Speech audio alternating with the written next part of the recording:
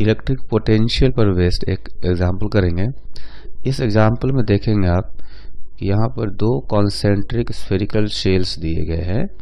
जो inner sphere है, इस इनर स्फेयर का रेडियस है r1 और जो आउटर स्फेयर है इसका रेडियस है r2।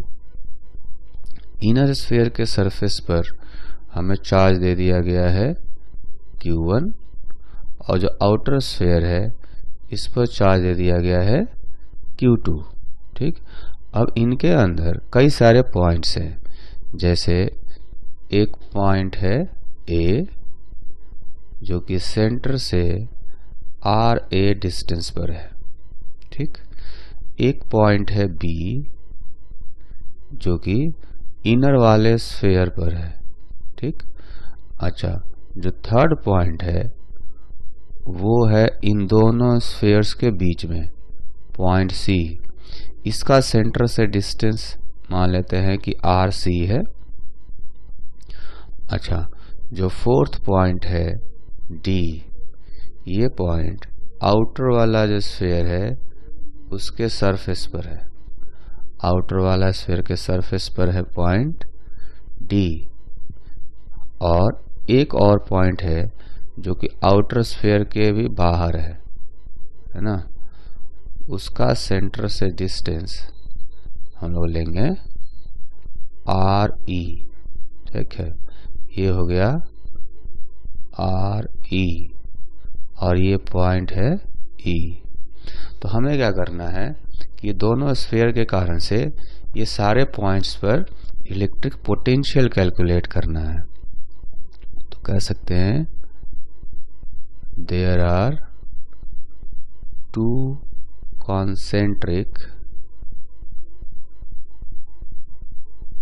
concentric spherical shells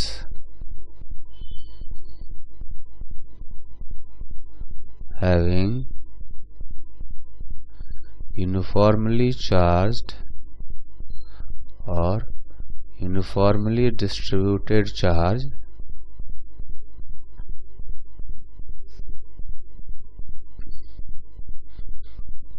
Q1 and Q2. Find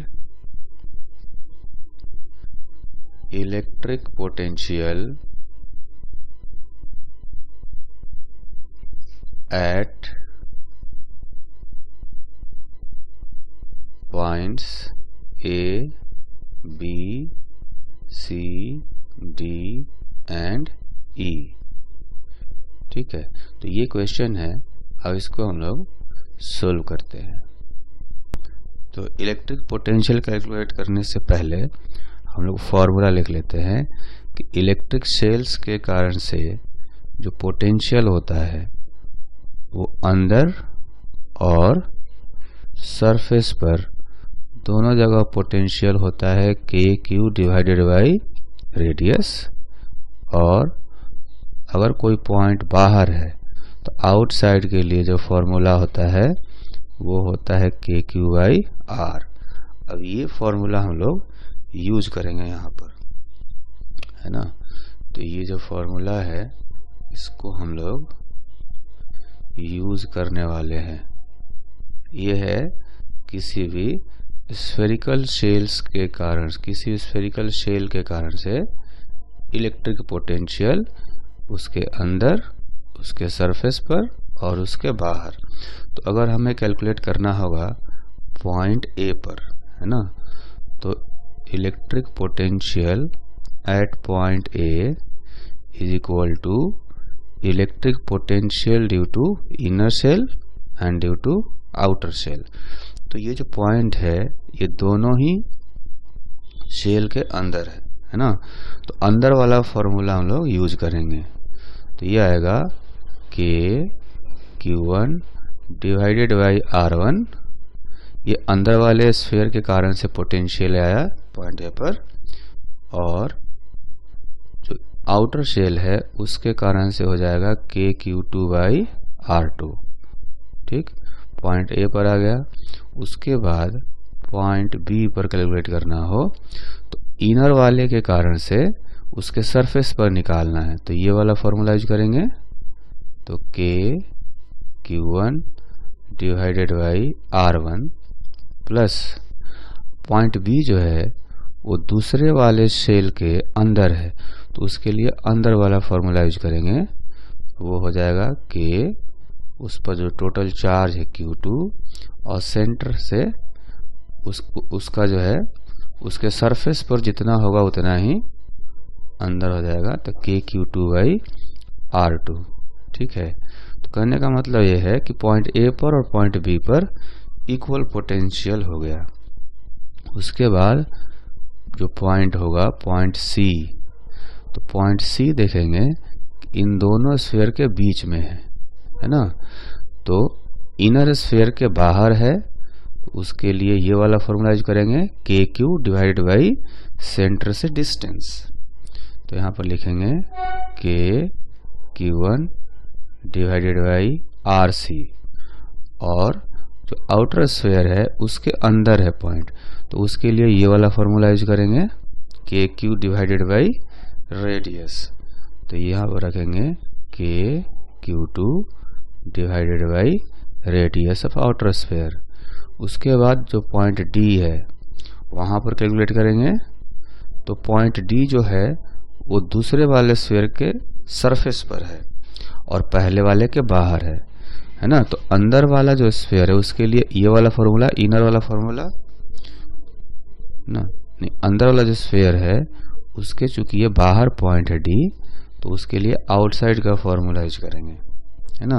ये होगा KQ डिवाइडेड बाई सेंटर से distance.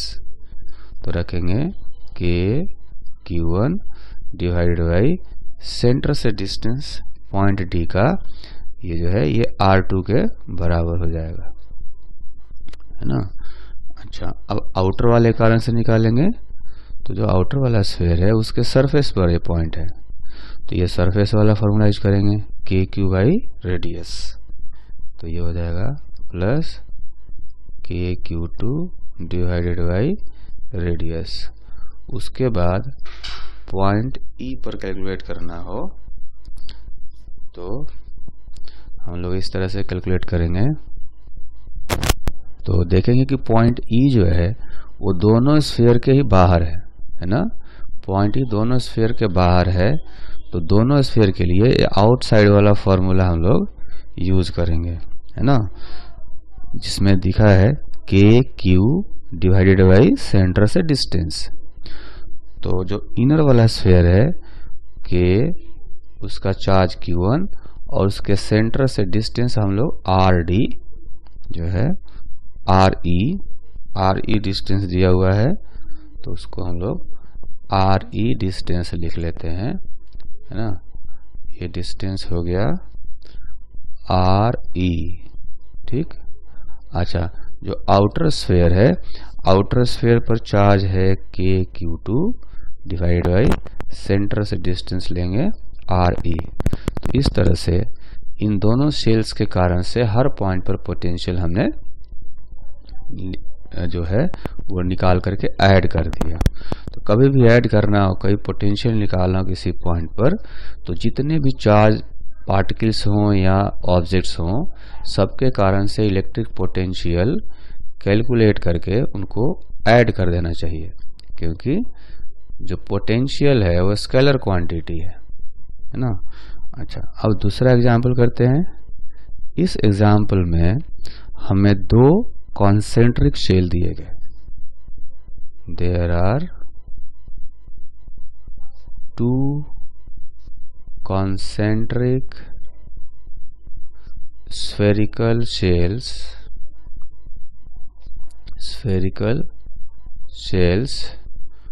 which are uniformly charged by charges Q1 and Q2। अब देखेंगे कि इसमें अपने पास दो स्फीयर दिए गए हैं, है ना। तो इनर वाला जो स्फीयर है इसका रेडियस दिया गया है R1, और जो आउटर स्फीयर है इसका रेडियस है R2। ठीक है, अब हमें इन दोनों के बीच में पोटेंशियल डिफरेंस कैलकुलेट करना है। अंदर वाले पर चार्ज माइनस Q1 मान लेते हैं और आउटर वाले पर Q2 मान लेते हैं। ठीक है, we have to find the potential difference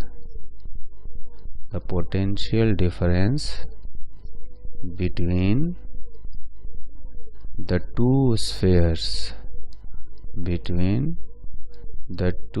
spheres। तो हम लोग क्या करेंगे, सबसे पहले जो अंदर वाला स्फेयर है यहाँ पर पोटेंशियल कैलकुलेट करते हैं। ठीक है, V1। तो V1 पर निकालना हो तो देखेंगे इस स्फेयर के सरफेस पर निकालना है। तो सरफेस वाला जो फॉर्मूला यहाँ पर हमने लिखा है, ये वाला फॉर्मूला यूज करेंगे। सरफेस पर चार्ज जो है यहाँ पर Q1 है और इसका रेडियस R1 है। ठीक है ना, इस फॉर्मूले में कहा गया KQ डिवाइडेड बाई रेडियस, तो हमने रेडियस रख दिया, प्लस अब इसी सरफेस पर दूसरे वाले स्फीयर के कारण से निकालना है। तो दूसरे वाले की ये अंदर पॉइंट है, तो अंदर के लिए भी यही फॉर्मूला होता है KQ डिवाइडेड बाई रेडियस। तो इस स्फीयर का जो रेडियस है वो R2 है, ये हमें ध्यान रखना है। तो आएगा KQ2 डिवाइडेड बाई R2। ठीक है, मतलब कि बाहर वाले के सरफेस पर जो पोटेंशियल होगा उतना ही पोटेंशियल वो अंदर वाले जो स्फीयर है उसके सरफेस पर क्रिएट करेगा। ठीक, अब आते हैं जो बाहर वाला जो स्फीयर है उस पर पोटेंशियल कैलकुलेट करते हैं। तो उस पर कैलकुलेट करना हो तो देखेंगे कि जो उस पर कैलकुलेट करना हो तो अंदर वाले स्फीयर के बाहर वो पॉइंट पड़ता है ना। तो बाहर पड़ता है तो आउटसाइड का फॉर्मूला यूज करेंगे KQ डिवाइडेड बाई सेंटर से डिस्टेंस, है ना। तो अंदर वाले कहाँ से निकालना हो तो KQ1 सेंटर से डिस्टेंस आएगा R2। ठीक है, प्लस अब आउटर वाले के कारण से खुद के सरफेस पर निकालना है। तो खुद के सरफेस पर निकालना हो तो ये फॉर्मूला KQ बाई रेडियस। तो उस पर जो चार्ज है वो है Q2 और उसका रेडियस है R2। ठीक है, तो अगर हमें पोटेंशियल डिफरेंस कैलकुलेट करना हो, पोटेंशियल डिफरेंस मतलब कि इसमें हमें कैलकुलेट करना हो V1 माइनस V2 या V2 माइनस V1, तो देखेंगे कि आएगा KQ1 by R1 plus KQ2 by R2 minus ये V2 का वैल्यू रखेंगे KQ1 by R2 plus KQ2 by R2। तो इसमें देखेंगे कि ये वाला जो पोटेंशियल है ये कैंसिल हो गया।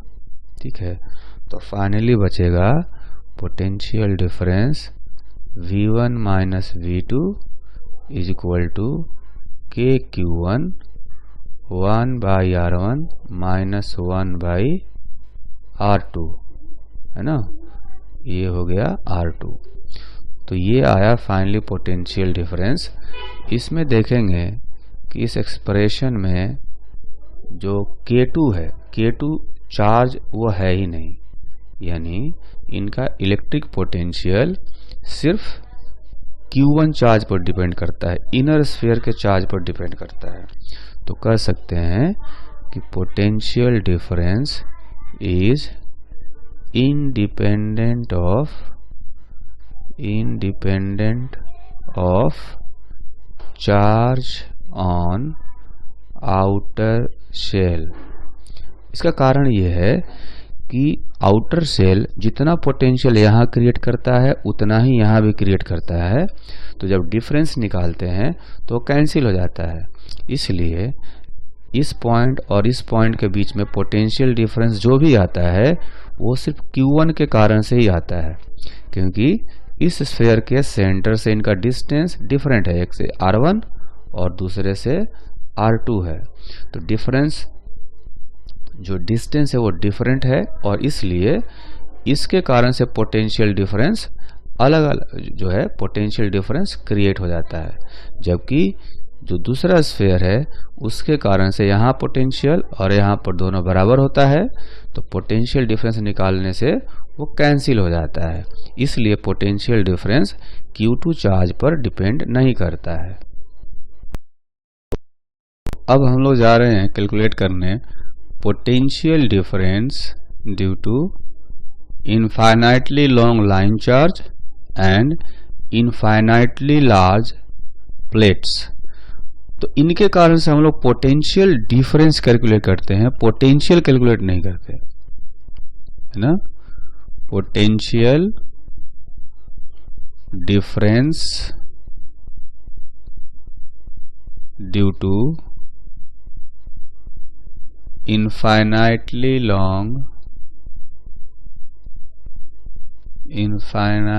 long line charge। तो जैसा कि यहाँ पर हमने कहा कि इनके कारण से हम लोग पोटेंशियल डिफरेंस कैलकुलेट करने वाले हैं, पोटेंशियल कैलकुलेट नहीं करने वाले, है ना। इसका कारण ये है कि ये ऐसा ऑब्जेक्ट है, इसके कारण से एब्सोल्यूट पोटेंशियल कैलकुलेट करना पॉसिबल नहीं है ना, क्योंकि रेफरेंस लाइन हम लोग लेते हैं इन्फिनिटी पर और इसका जो न्यूमेरिकल वैल्यू है वो ऐसा आता है कि हम लोग इसकी एब्सोल्यूट वैल्यू नहीं कैलकुलेट कर सकते हैं, सिर्फ 2 पॉइंट्स के बीच में पोटेंशियल डिफरेंस ही कैलकुलेट कर सकते हैं। ठीक है, तो ये जो लाइन चार्ज है ये इनफाइनाइटली लॉन्ग है, मतलब ऊपर भी इन्फिनिटी तक जा रहा है और नीचे भी इन्फिनिटी तक जा रहा है। ठीक, तो मान लेते हैं कि यहाँ पर 2 पॉइंट है, एक पॉइंट है A और जो दूसरा पॉइंट है ये है B। हमें ये 2 पॉइंट्स के बीच में पोटेंशियल डिफरेंस कैलकुलेट करना है। ठीक है, तो पॉइंट A जो है इसका जो पोजीशन है इस लाइन चार्ज से वो है RA, मतलब कि लाइन चार्ज से RA डिस्टेंस पर पॉइंट A है और जो पॉइंट B है वो इस लाइन चार्ज से RB डिस्टेंस पर है। तो हमें इनके बीच में पोटेंशियल डिफरेंस कैलकुलेट करना है। तो हम लोग ऐसे कर सकते हैं VB minus VA is equal to minus E dot DR और इनको इंटीग्रेट करेंगे RA से RB तक। ठीक है, तो माइनस, हमें पता है कि जो लाइन चार्ज है उसके कारण से इलेक्ट्रिक फील्ड का वैल्यू होता है 2k लैम्डा बाई R, है ना, इंटू DR हो गया। इसको इंटीग्रेट करेंगे RA से RB तक। तो फाइनली जो वैल्यू आएगा इंटीग्रेशन के बाद वो आप देखेंगे कि ये लॉग में आएगा। तो अगर लॉग में इसका इंटीग्रेशन करेंगे तो 2k लैम्डा कांस्टेंट टर्म है और dr बाई r का इंटीग्रेशन हो जाएगा लॉग, और जब लिमिट रखेंगे तो यह आएगा RB डिवाइडेड बाई RA, है ना, इतना आ जाएगा ये। तो इसमें हम देख सकते हैं कि अगर RB और RA इनमें से किसी का वैल्यू हम लोग इनफाइनिटी रख देते हैं तो ये जो पोटेंशियल डिफरेंस है वो अनडिफाइंड हो जाएगा, है ना। जैसा कि पहले हम लोग जानते हैं कि इन्फिनिटी पर पोटेंशियल होता है 0, लेकिन यहां पर अगर इसको इन्फिनिटी से इंटीग्रेट करें, रेफरेंस पॉइंट से इंटीग्रेशन करें इसमें, तो RA या RB किसी एक को हमें इन्फिनिटी पर रखना पड़ेगा, और जब इन्फिनिटी रखेंगे तो ये जो फंक्शन है ये अनडिफाइंड हो जाता है, और इसलिए जो एब्सोल्यूट पोटेंशियल है वो कैलकुलेट करना पॉसिबल नहीं है। तो हम क्या कर सकते हैं, हम सिर्फ 2 पॉइंट्स जैसे A और B है यहाँ पर, इनके बीच में सिर्फ पोटेंशियल डिफरेंस ही कैलकुलेट कर सकते हैं, है ना। तो ये हो गया potential difference between points A and B। ठीक, अब चूंकि अगर ये पॉजिटिव चार्ज होगा, अगर मान लेते हैं कि ये इस पर पॉजिटिव चार्ज है तो इसके कारण से जो इलेक्ट्रिक फील्ड होगा वो आएगा ए से बी की तरफ।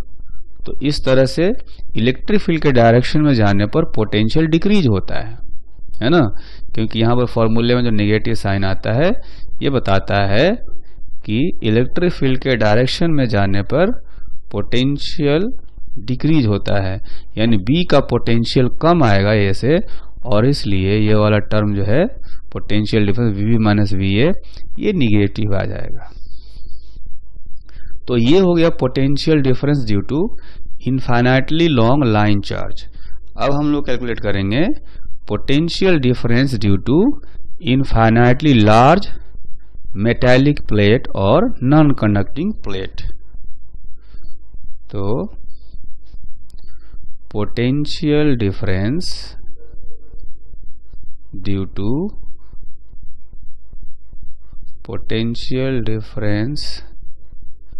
due to large uniformly charged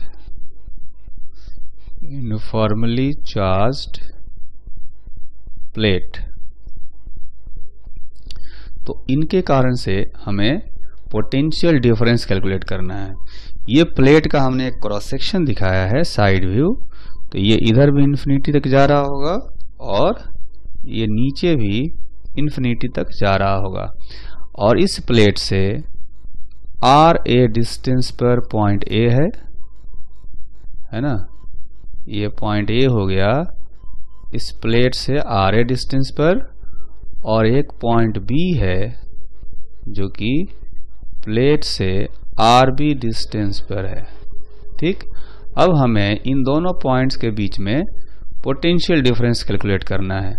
तो बिल्कुल वही वाला मेथड अप्लाई करेंगे जो अभी हमने ऊपर अप्लाई किया था, V V minus V A is equal to minus E dot D R का इंटीग्रेशन। इसको हम आर ए से आर बी तक इंटीग्रेट करेंगे। ठीक, तो इसमें जैसा कि हम लोग जानते हैं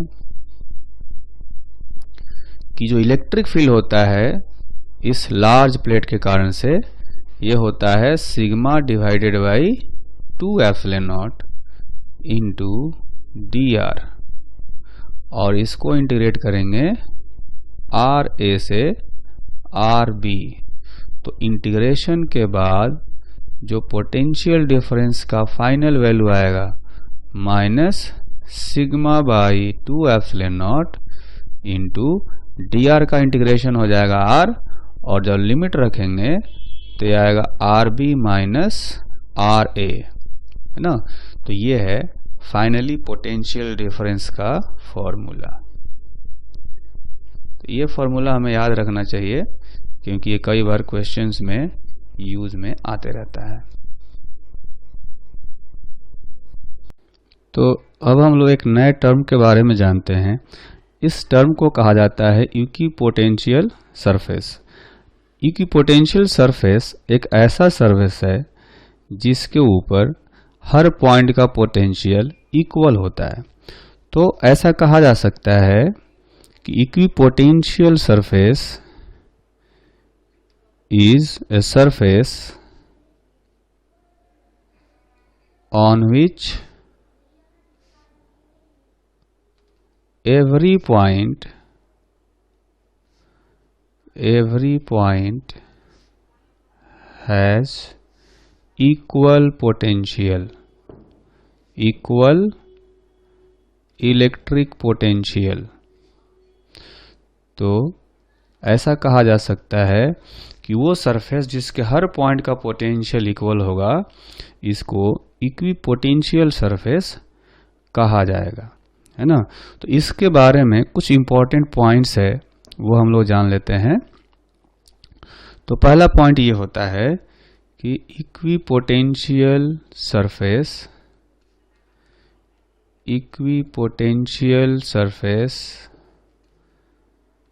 इज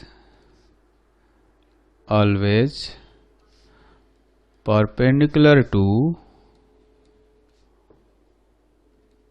द इलेक्ट्रिक फील्ड, है ना। तो अगर इसको एक फिगर से समझें, है ना, तो ऐसा कहा जा सकता है कि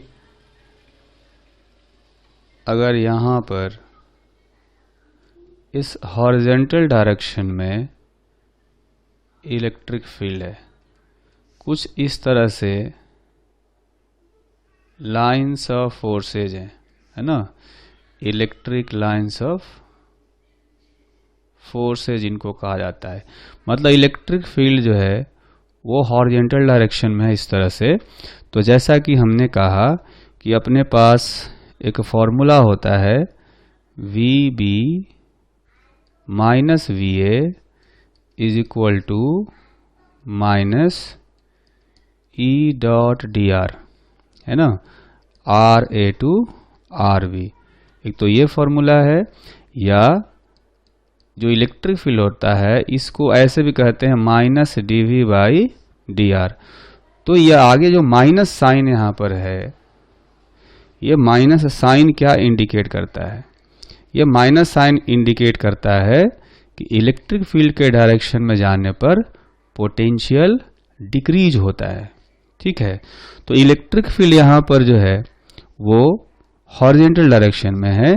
तो हॉरिजॉन्टल डायरेक्शन में अगर राइटवर्ड डायरेक्शन में चलें तो पोटेंशियल डिक्रीज होगा, लेफ्टवर्ड डायरेक्शन में चलेंगे तो पोटेंशियल इंक्रीज होगा, लेकिन अगर परपेंडिकुलर चलेंगे तो पोटेंशियल चेंज ही नहीं होगा, है ना।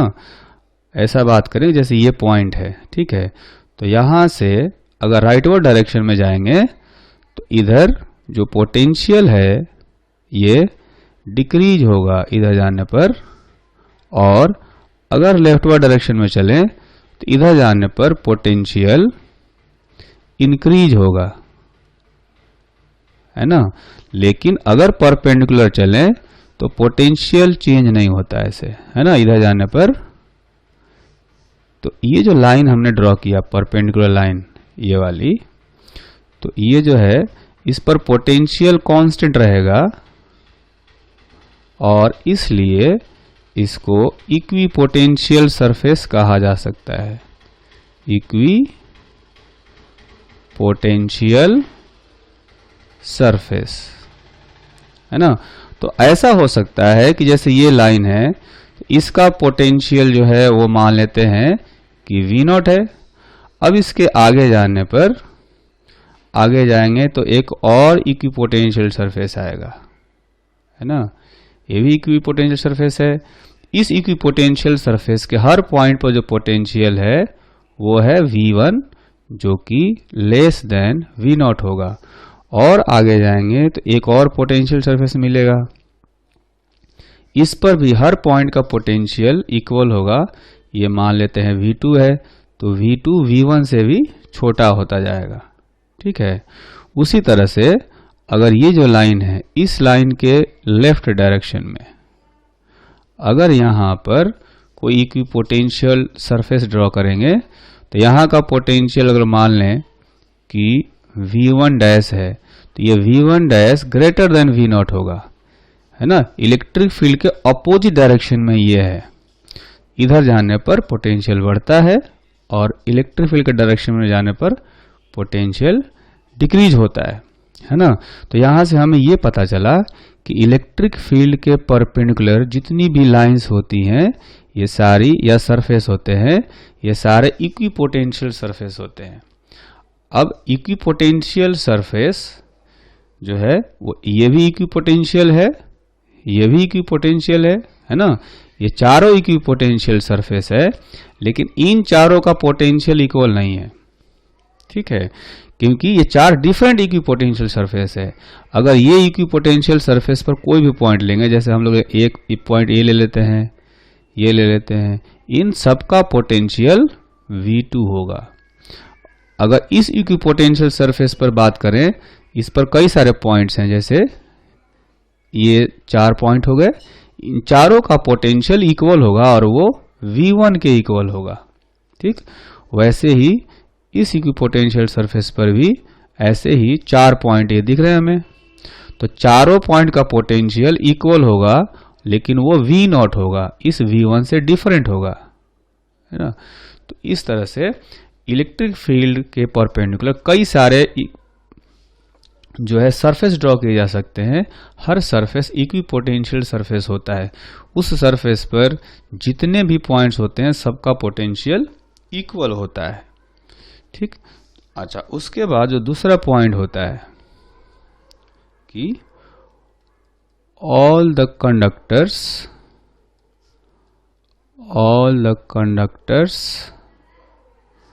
are equipotential surfaces। कोई कंडक्टर होता है तो कंडक्टर के हर पॉइंट का पोटेंशियल इक्वल होता है ना। उसके सरफेस पर या अंदर भी होगा उसके अंदर, तो वहां भी पोटेंशियल इक्वल होता है। और इसलिए किसी कंडक्टर के सरफेस के परपेंडिकुलर इलेक्ट्रिक फील्ड होता है। सो इलेक्ट्रिक फील्ड इज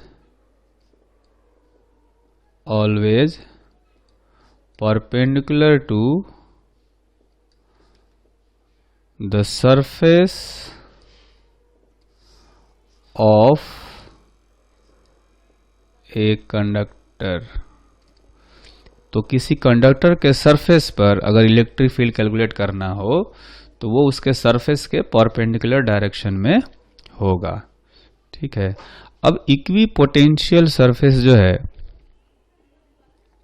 ना, वो एक दूसरे को कभी इंटरसेक्ट नहीं करते।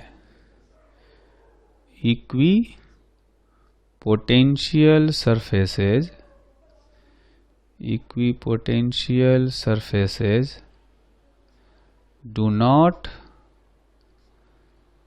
intersect each other। है ना, कहने का मतलब ये है, अगर इस फिगर की बात करें, यहाँ जो हमने फिगर बनाया है, तो कह सकते हैं कि ये जो इक्विपोटेंशियल सरफेस है इसका पोटेंशियल है V1 और ये इक्विपोटेंशियल सरफेस है इसका पोटेंशियल है V2। ठीक है, अब ये दोनों अगर इंटरसेक्ट कर गए तो इंटरसेक्ट कर जाएंगे तो एक ही पॉइंट का पोटेंशियल, जो इंटरसेक्शन पॉइंट होगा उस पॉइंट का पोटेंशियल दो हो जाना चाहिए, V1 और V2, है ना, जो कि हो नहीं सकता। और इसलिए ये दोनों कभी इंटरसेक्ट नहीं कर सकते। ठीक है, तो इंटरसेक्शन पॉइंट जो है उसका पोटेंशियल दो नहीं हो जाए, डबल नहीं हो जाए, इसलिए ये इंटरसेक्ट नहीं कर सकते। ठीक है, अच्छा, इसके बाद जो है इक्विपोटेंशियल सरफेसेस का जो शेप है वो कई तरीके का होता है। वो डिपेंड करता है कि अपना चार्ज सिस्टम कैसा है ना। तो जैसे अपना जो चार्ज सिस्टम हो सकता है वो पॉइंट चार्ज हो सकता है, वो लीनियर चार्ज हो सकता है और इनफाइनाइट प्लेट हो सकता है। तो इनके डिफरेंट केसेस में जो इक्विपोटेंशियल सरफेस का शेप होता है वो डिफरेंट होता है। तो अब हम जानेंगे कि इक्विपोटेंशियल सरफेस का शेप कैसा होता है। शेप्स ऑफ इक्विपोटेंशियल सरफेसेज, है ना। तो इसमें जो पहला केस हम देखेंगे वो है पॉइंट चार्ज का। ठीक है, equipotential surfaces around a point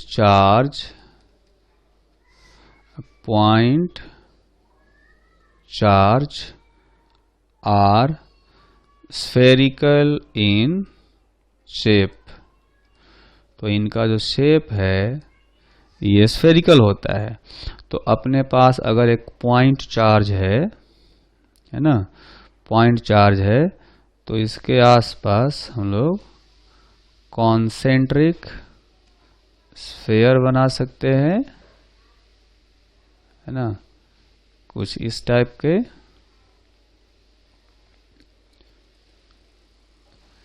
ये स्फीयर्स हैं सारे, जिनका जो सेंटर है इस सेंटर पर अपना पॉइंट चार्ज होगा, है ना।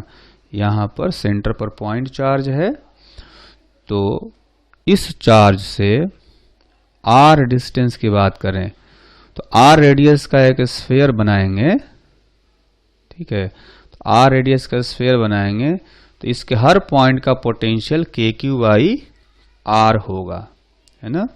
पोटेंशियल होता है kq/r। तो इस चार्ज से r डिस्टेंस पर जितने भी पॉइंट्स पड़ेंगे, या यूं कहें कि r रेडियस के स्फीयर के जितने भी पॉइंट्स होंगे वो सब r डिस्टेंस पर ही हैं, इक्वल डिस्टेंस पर हैं, इसलिए सब पर पोटेंशियल इक्वल होगा। वैसे ही अगर ये वाला सरफेस लेंगे स्फीयर, तो यहाँ भी हर पॉइंट का पोटेंशियल इक्वल होगा, क्योंकि इस पर सारे पॉइंट्स चार्ज से इक्वल डिस्टेंस पर होंगे, ठीक। अच्छा, जो दूसरा केस होता है वो है लाइन चार्ज का, है ना। फॉर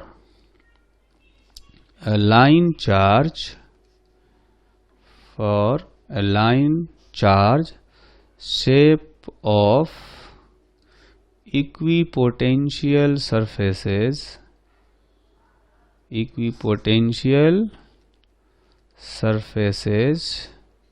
has cylindrical shape,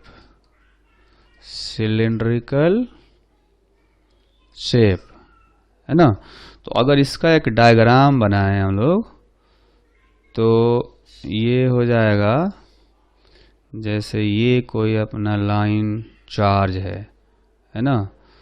तो इस लाइन चार्ज के अराउंड अगर एक सिलिंड्रिकल शेप बनाए, है ना, तो इस सिलेंडर का जो सरफेस पर पॉइंट्स होंगे वो सारे इस लाइन चार्ज से इक्वल डिस्टेंस पर होंगे, है ना। तो इसलिए चूंकि सब इक्वल डिस्टेंस पर होंगे, इसलिए वहां पर जो पोटेंशियल होगा वो भी इक्वल हो जाएगा। तो अगर कोई लाइन चार्ज है तो एक ये वाला सिलेंडर हो गया, और एक दूसरा सिलेंडर जो है वो ये हो गया। तो इस तरह से अगर लार्ज जो है इनफाइनाइटली लॉन्ग लाइन चार्ज हो, तो उसके around equipotential surface cylindrical shape का होता है, ठीक। और तीसरा होता है for a layer of charge, है ना। जो ऐसा प्लेन लेयर की हम बात करेंगे, अगर बिल्कुल फ्लैट एक लेयर हो तो उसके कारण से जो इक्विपोटेंशियल सरफेस होगा, जैसे हम बात करें कि एक मेटालिक प्लेट हो, है ना, एक इनफाइनाइटली लॉन्ग मेटालिक प्लेट हो, इसकी चार्ज डेंसिटी सिग्मा हो, ठीक। तो ये एक infinitely long plane layer of charge हो गया। तो इसके आसपास जो शेप होता है इक्विपोटेंशियल सरफेस का, वो भी प्लेन ही होता है ना, कुछ इस टाइप का।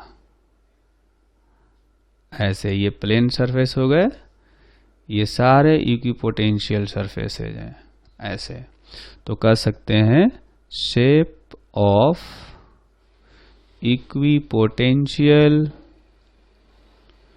Equipotential surfaces